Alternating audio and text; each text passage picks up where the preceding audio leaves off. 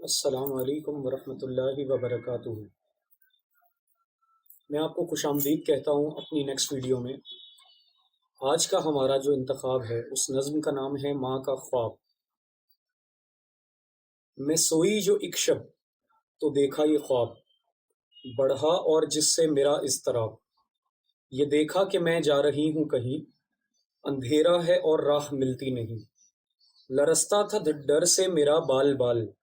قدم کا تھا دہشت سے اٹھنا محال، جو کچھ حوصلہ پا کے آگے بڑھی تو دیکھا قطار ایک لڑکوں کی تھی،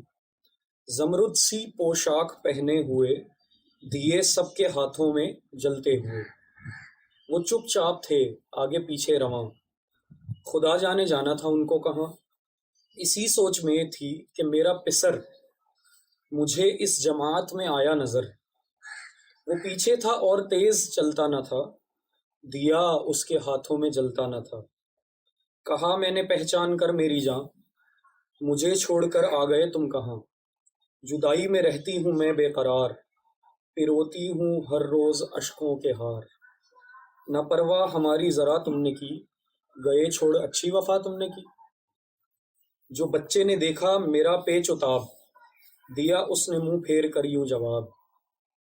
رلاتی ہے تجھ کو جدائی میری، نہیں اس میں کچھ بھی بھلائی میری۔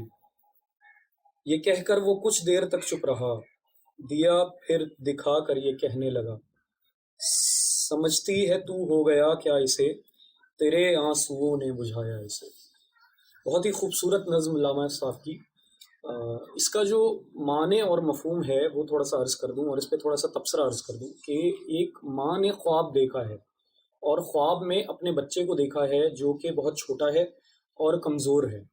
اچھا، انہوں نے زمرد سی پوشاک پہنی ہوئی ہے، یعنی کہ سفید لباس پہنا ہوا ہے۔ سفید زمرد کا مطلب ہے ایک سلیٹی سے رنگ کا، جو سفید ایش وائٹ کلر جس کو ہم کہتے ہیں۔ اچھا، اس پوشاک کو پہن کے پھر جو ہے وہ چل رہے ہیں لائن بنا کے، اور انہوں نے دیے پکڑے ہوئے ہاتھوں میں، تو پوری منظر کشی علامہ صاحب نے کی ہے۔ اچھا، اس پوری نظم کے اندر انہوں نے خواب بیان کیا ہے کہ ماں جو ہے وہ ڈرتے ڈرتے اندھیرے کے اندر ایک چلتے ہوئے جا رہی ہے، اور پھر وہ بچوں کی قطار دیکھتی ہے، ان بچوں میں جو ہے اس کو اپنا بیٹا نظر آتا ہے۔ بیٹا جو ہے بہت ہی کمزور ہے، لرزتے ہوئے چل رہا ہے۔ تو اس پوری منظر کشی کا جو اینڈ ہے وہ کیا ہے کہ اب وہ جاتی ہے آگے جا کے اور اس سے گلہ کرتی ہے کہ میری جاں تم یہاں کیسے پہنچ گئے، یا تم جو ہے وہ مجھے چھوڑ کے کیسے آ گئے، تم نے اچھی وفا کی کہ تم مجھے چھوڑ کے آ گئے۔ تو اب دیکھیں، خواب جو ہے نا وہ اس کے اندر جو ہے نا 3-4 قسمیں ہیں۔ تو اب وہ خواب ایک اللہ تبارک و تعالیٰ کی طرف سے ہوتا ہے، ٹھیک ہے، ایک شیطان کی طرف سے ہوتا ہے، اور ایک انسان کی روٹین کی وجہ سے ہوتا ہے۔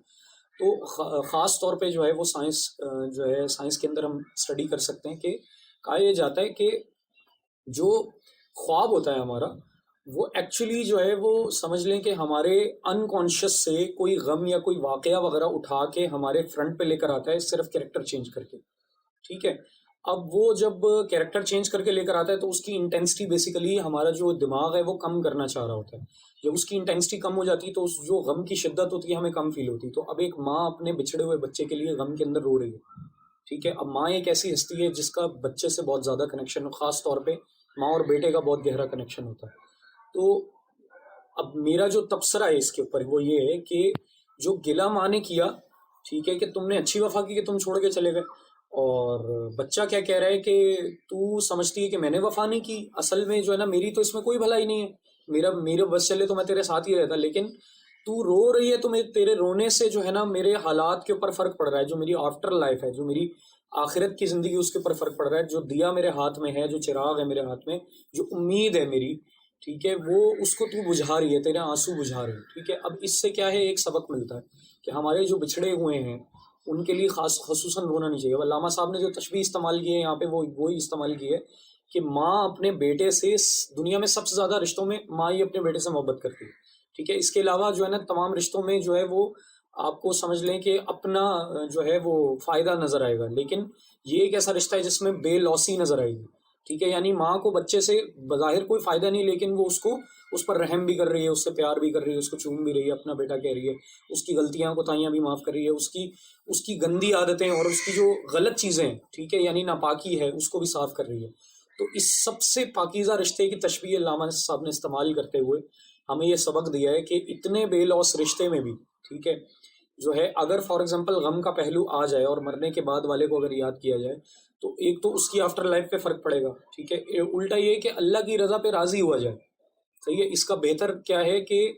اس کا نچوڑ یہ نکلتا ہے، اس سے نتیجہ یہ نکلتا ہے کہ جو بیٹا کہہ رہا ہے کہ اس میں تو میری کوئی بھلائی نہیں ہے، ٹھیک ہے، اور تیرے آنسوؤں نے میری امید کو بجھا دیا ہے، میرے چراغ کو بجھا دیا ہے، تو مطلب کیا ہوا؟ مطلب یہ ہوا کہ جو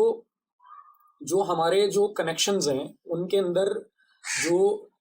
ہم غم کر رہے ہیں اس کی وجہ غم نہیں ہونا چاہیے، فیل بھلے ہو دل میں، لیکن ہمیں اللہ تبارک و تعالیٰ کی رضا پہ راضی رہنا چاہیے، یعنی کتنا ہی ہمارے قریبی بندہ کیوں نہ ہو،